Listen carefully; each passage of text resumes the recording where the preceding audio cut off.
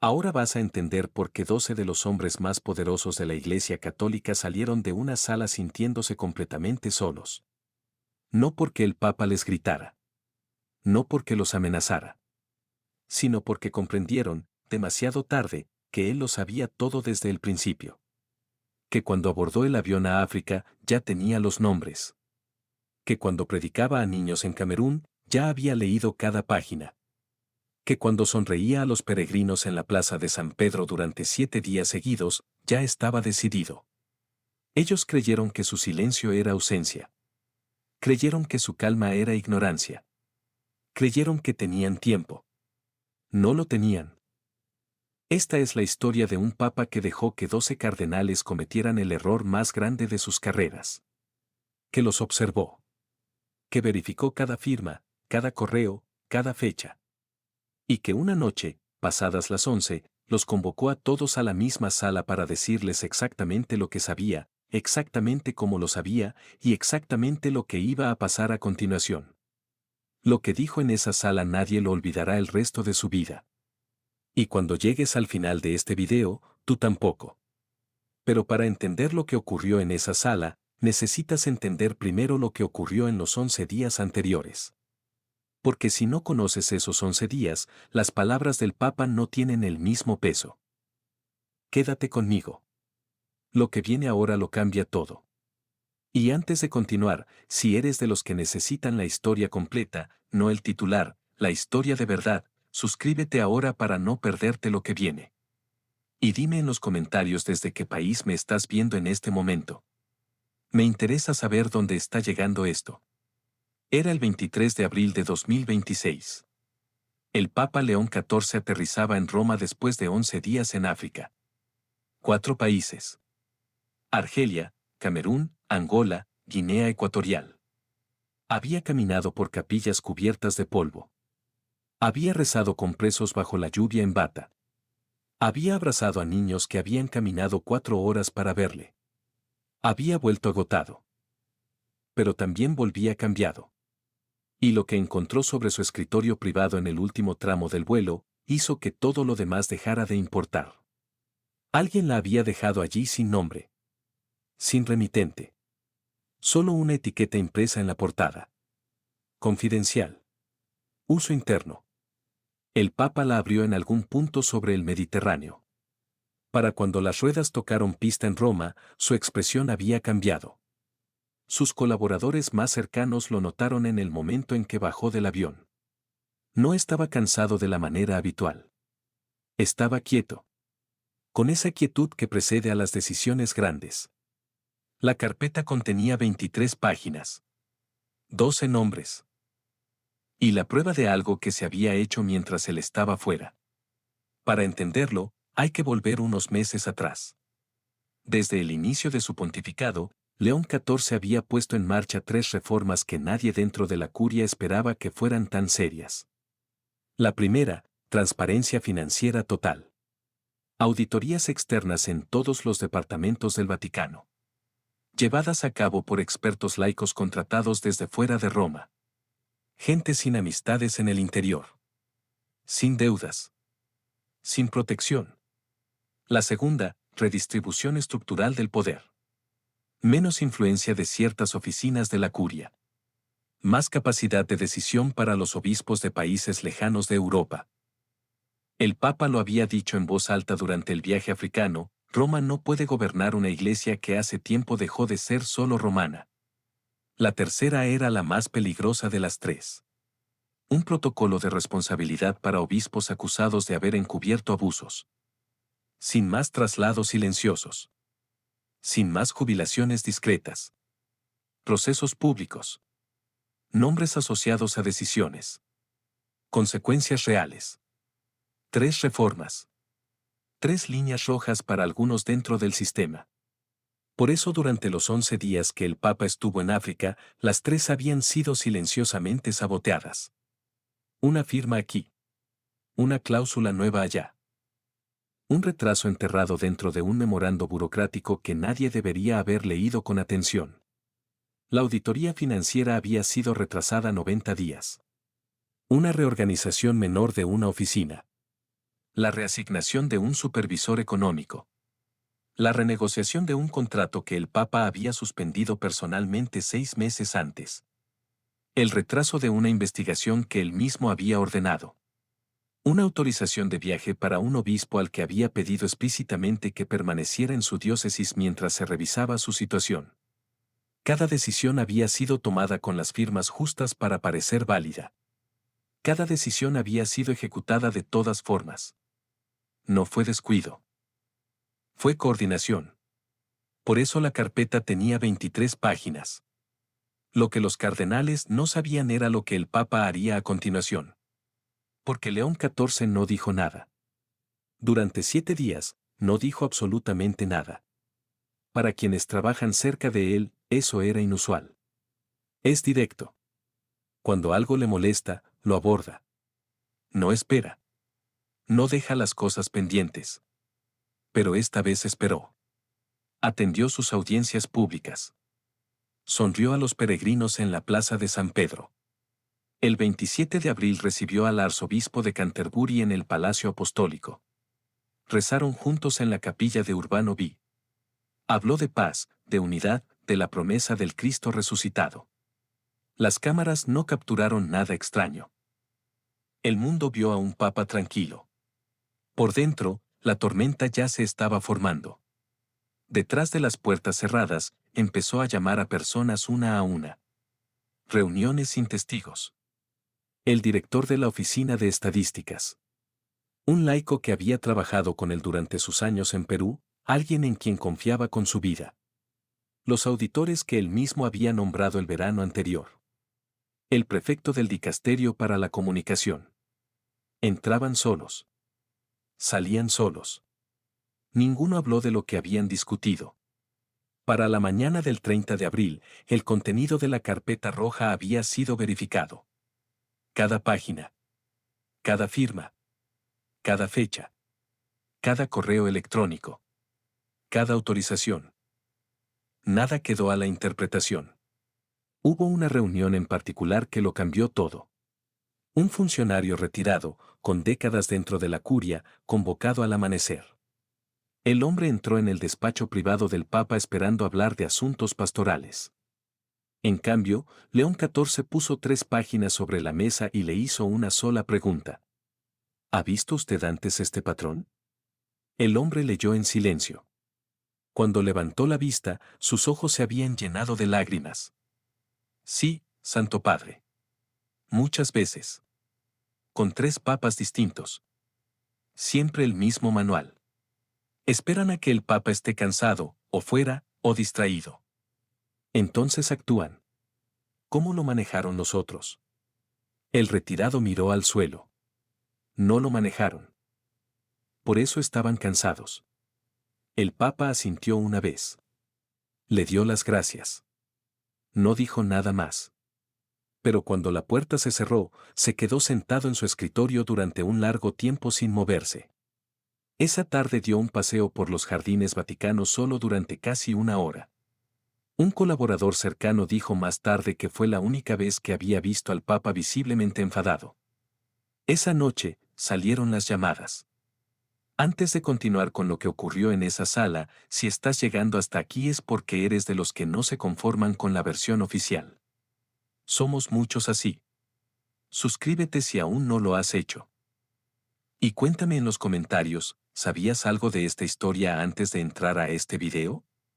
Eran las 22:47 cuando empezaron a sonar los teléfonos. Uno a uno. El mismo mensaje. El mismo tono. Las mismas 8 palabras, su santidad desea verle esta noche. Sin orden del día. Sin asunto. Sin margen para negarse. Para las 23:30, 12 hombres con sotana negra habían cruzado el umbral del Palacio Apostólico. Ninguno habló con los demás en el camino. Cada uno llegó por su cuenta. Cada uno llevaba en la cara la misma expresión. Confusión mezclada con algo más frío. Algo parecido al miedo. No fueron llevados a la biblioteca privada del Papa. Los condujeron a una sala lateral del Palacio Apostólico, de uso escaso después del anochecer. Las luces estaban deliberadamente atenuadas. Una mesa larga. 12 sillas en un lado. Al fondo de la sala, una silla vacía. El Papa aún no había entrado. Ninguno de los 12 se sentó. Ninguno se atrevió. Durante 3 minutos, nadie habló. El silencio se volvió insoportable. Uno ajustó su cruz pectoral. Otro se secó el sudor de la sien, aunque la sala estaba fría. Entonces se abrió la puerta. León XIV entró solo. Sin asistente. Sin traductor. Sin cámara. Sin alguien que tomara notas.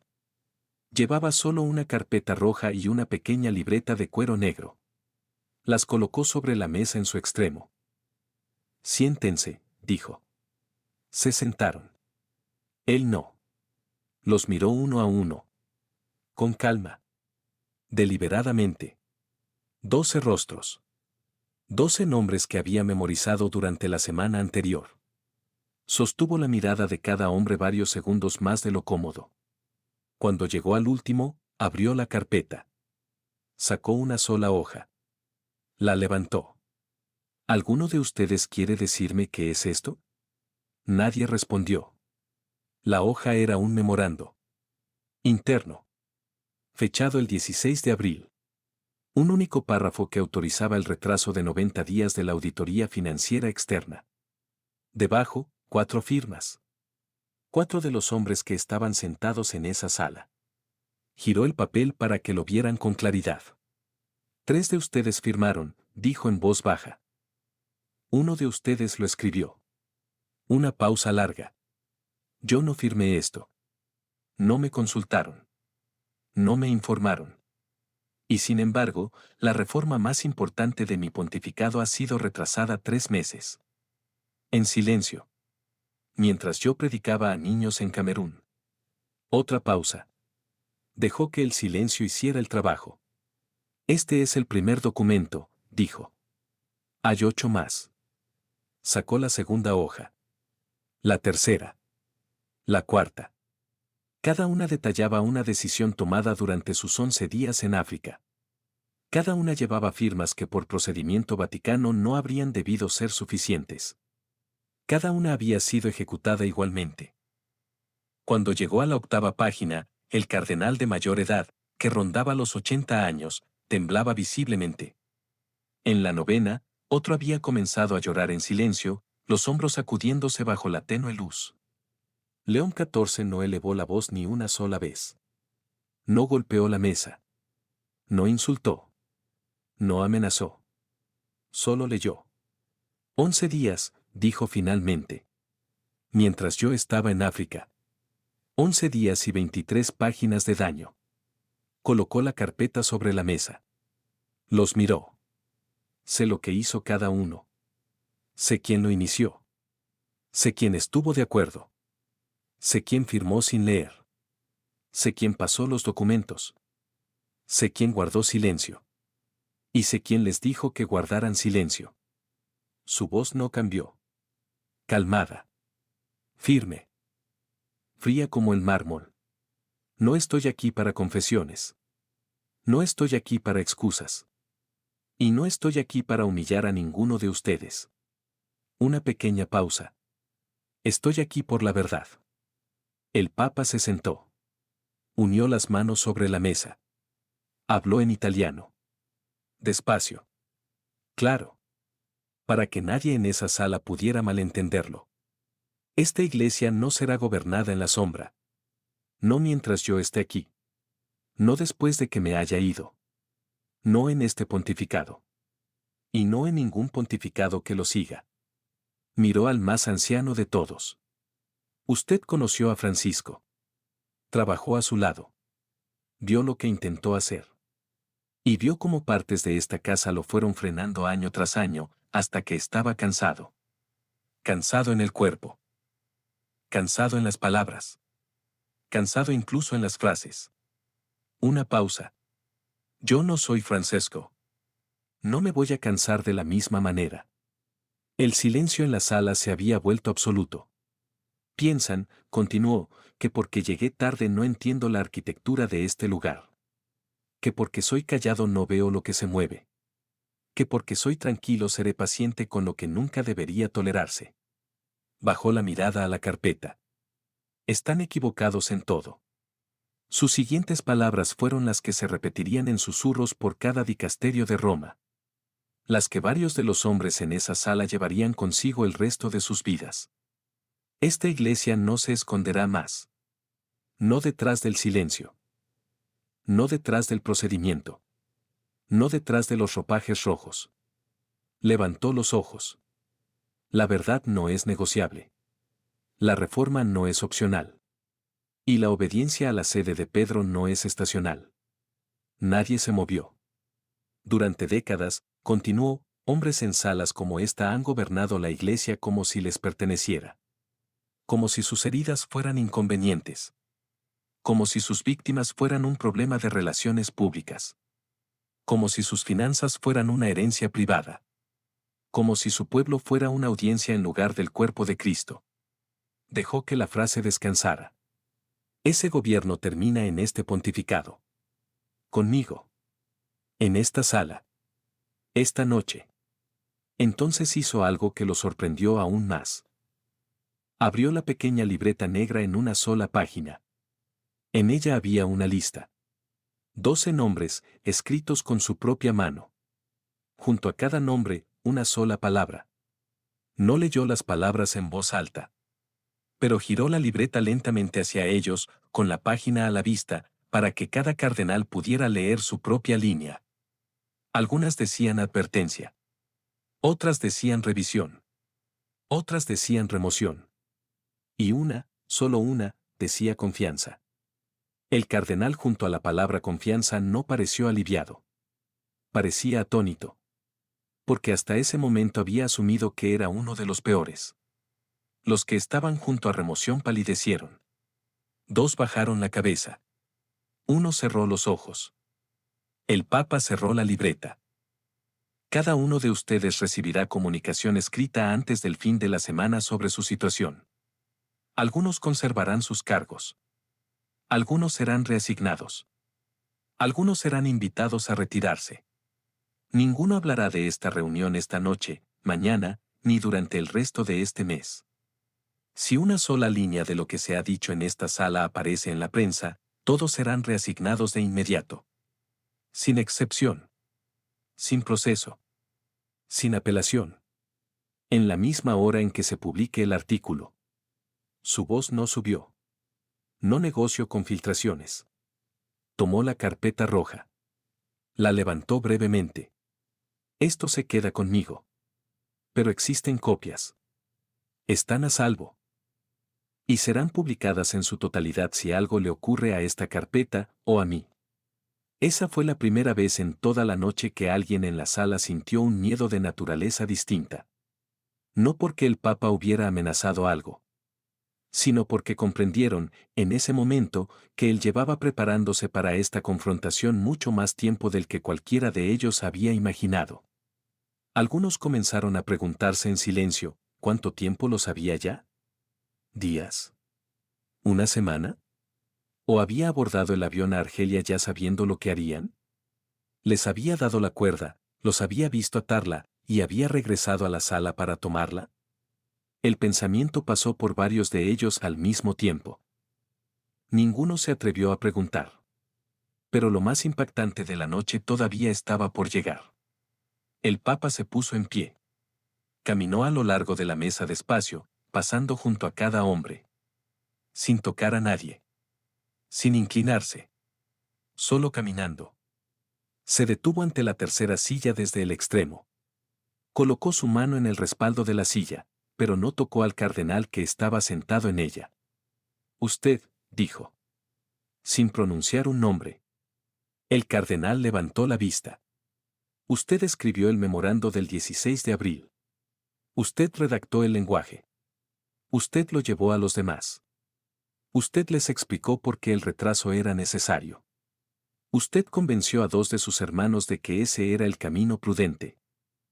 El cardenal no respondió. No le pido que lo niegue. Tengo los metadatos. Tengo el rastro de redacción. Tengo los intercambios de correo. Tengo el testigo. Una pausa. No hay salida de esta conversación que no pase por la honestidad. El cardenal bajó la cabeza. Así es, dijo en voz baja. ¿Por qué? Una pausa más larga. Porque creemos que las reformas avanzan demasiado rápido. Porque creemos que usted aún no entiende la institución. Porque creemos, algunos de nosotros creemos que la Iglesia necesita protección del cambio tanto como necesita el cambio. El Papa escuchó. Sin interrumpir. Cuando el cardenal terminó, el Papa asintió una vez. Gracias, dijo. Es la primera respuesta honesta que he escuchado esta noche. Entonces se inclinó ligeramente hacia adelante. Puede que incluso tenga razón. La Iglesia necesita protección. Algunos cambios son imprudentes. No pretendo ser infalible en la administración. Una pausa. Pero la Iglesia no necesita protección de la rendición de cuentas. No necesita protección de la luz. No necesita protección de que el pueblo de Dios sepa cómo se administran sus ofrendas o cómo se gestiona su dolor. Se irguió. Usted no protegió a la Iglesia. Se protegieron a ustedes mismos. Esa es la diferencia. Y creo que en alguna parte de su corazón, ya lo sabe. El cardenal no respondió. No necesitaba hacerlo. Su rostro ya había contestado. León XIV volvió a su silla al fondo de la sala. Se sentó por última vez. Esto es lo que va a ocurrir, dijo. Lo enumeró despacio, con calma, como si estuviera leyendo un memo de logística. La auditoría financiera, acelerada. No retrasada. Los auditores laicos llegarían a Roma el segundo lunes de mayo. Tendrían acceso sin restricciones a cada departamento, cada cuenta, cada contrato, cada archivo sellado. El protocolo de responsabilidad, formalizado como motu propio en 3 semanas. El texto ya existía. Estaba completo. Sería firmado. La redistribución estructural, vinculante. Las primeras 3 oficinas afectadas serían nombradas públicamente. Los cardenales que las dirigían serían informados antes del anuncio, pero solo por horas. Levantó la vista. Ninguno de ustedes, dijo, estará en esas 3 oficinas cuando se haga el anuncio. Un largo silencio. 3 de los hombres en esa sala acababan de saber, en una sola frase, que sus carreras tal como las habían construido habían terminado. Ninguno habló. Uno cerró los ojos. Otro unió las manos con fuerza. El tercero miró la mesa fijamente. Entonces dijo algo que ninguno esperaba. Y uno de ustedes, no todos, uno solo, será nombrado por mí para dirigir la nueva oficina de cumplimiento interno. El cargo no ha sido anunciado aún. Daré el nombre mañana por la mañana. Dejó que esa frase aterrizara. Los 12 hombres se miraron lentamente entre ellos. Habían entrado a esa sala como una coalición. Saldrían como 12 individuos, cada uno sin saber quién de entre ellos acababa de ser elegido para ascender y quién había sido marcado para ser apartado. Cada uno consciente de que quien fuera elegido, al día siguiente ya no pertenecería a su grupo. Fue el movimiento más quirúrgico que muchos de ellos habían visto hacer a un papa en toda su carrera. El papa se puso en pie por última vez. Caminó hacia la puerta. Se giró, con la mano en el pomo. Los miró por última vez. Quedan retirados. Recibirán noticias mías de forma individual. Hasta entonces, continuarán con sus obligaciones como si nada hubiera cambiado. Sonreirán en público. Ofrecerán misa. Recibirán peregrinos. Escribirán sus cartas. Firmarán sus documentos de rutina. No se llamarán entre ustedes. No se escribirán. No se reunirán. Una pausa. Y rezarán. Un silencio breve. Especialmente, dijo, rezarán. Abrió la puerta. Buenas noches, hermanos. Y salió. Los 12 cardenales permanecieron en la sala durante casi 10 minutos después de que se fuera. Ninguno se levantó al principio. Algunos miraban la puerta cerrada. Otros miraban la mesa. El cardenal que había llorado antes se cubrió el rostro con ambas manos. El que había redactado el memorando del 16 de abril miraba la silla vacía al fondo de la sala. Fue el más anciano quien finalmente se levantó. Caminó despacio hasta la puerta, la abrió y salió al pasillo sin hablar. Uno a uno, los demás lo siguieron. No se miraron en el pasillo. No esperaron los unos a los otros en el patio. Salieron del Palacio Apostólico uno a uno hacia la noche fría de Roma. Hacia coches separados. Hacia apartamentos separados. Hacia insomnios separados. A la 1:42 de la madrugada, la sala lateral del Palacio Apostólico estaba vacía. Las luces las apagó un guardia suizo que no tenía ni idea de lo que acababa de ocurrir dentro. La sala fue cerrada con llave y el silencio volvió al Vaticano. Pero el silencio era engañoso. En las siguientes 24 horas, 3 cosas ocurrieron. Primero, un motu propio fue preparado para su firma. El nuevo protocolo de responsabilidad para obispos acusados de encubrimiento de abusos. Un texto inusual en su tono, directo, breve, sin suavizado diplomático. Observadores veteranos del Vaticano lo describirían como el texto disciplinario más contundente emitido en años. Segundo, los nombres de los auditores laicos que llegarían a Roma la semana siguiente fueron circulados discretamente a los jefes de todas las oficinas financieras vaticanas. Cada oficina debía preparar un inventario completo de cuentas en 7 días. Sin excepciones. Sin exenciones. Sin peticiones de más tiempo. Tercero, la oficina de cumplimiento interno fue anunciada. El nombre del cardenal nombrado para dirigirla sorprendió a la mayoría de los observadores. No era conocido como reformador. Tampoco como conservador. Era conocido, simple y discretamente, como honesto. Era el cardenal que la noche anterior había leído la palabra confianza junto a su nombre. 4 de los 12 solicitaron jubilación anticipada en las siguientes 72 horas. Ninguno dio una razón por escrito. 2 fueron reasignados discretamente a diócesis lejanas de Roma. Los comunicados oficiales lo describieron como renovación pastoral. Dentro de los muros, nadie lo creyó. 2 más, incluido el cardenal que había redactado el memorando del 16 de abril, fueron puestos bajo revisión de 6 meses. Conservaron sus títulos, pero perdieron la autoridad para firmar en nombre de sus dicasterios durante ese periodo.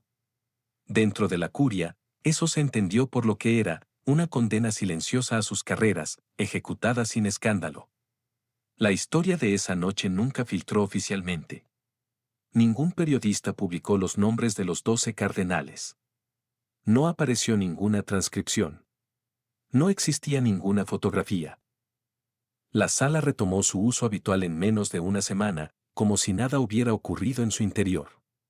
Pero algo había cambiado en el Vaticano que no podía explicarse por ningún documento público. Los pasillos se sentían diferentes. Las conversaciones se volvieron más cortas. Los documentos comenzaron a circular más rápido. Aprobaciones que solían requerir 5 firmas empezaron a moverse con 2. Carpetas que llevaban meses sobre escritorios empezaron a cerrarse. Un sacerdote joven que caminaba por una de las oficinas una tarde diría más tarde que el ambiente en el edificio había simplemente cambiado. Que sentía, por primera vez en su memoria, que los hombres que allí trabajaban eran conscientes de ser observados. Un cardenal veterano, al que un sacerdote más joven le preguntó qué había cambiado, respondió con una sola frase. Ve más de lo que pensábamos. Otro, preguntado por un sacerdote diferente, dio una respuesta distinta. Esperó. Y nosotros no entendimos para qué estaba esperando. Un tercero, al que nadie preguntó nada, fue escuchado diciéndose a sí mismo, aparentemente sin interlocutor, solo estas palabras. Confundimos su silencio con su ausencia. Ese fue el error. En el apartamento privado del Papa, unos días después de aquella reunión, un colaborador le llevó el resumen matutino. Notó algo inusual sobre el escritorio. La pequeña libreta de cuero negro. La misma que los cardenales habían visto aquella noche. Estaba abierta en una página nueva.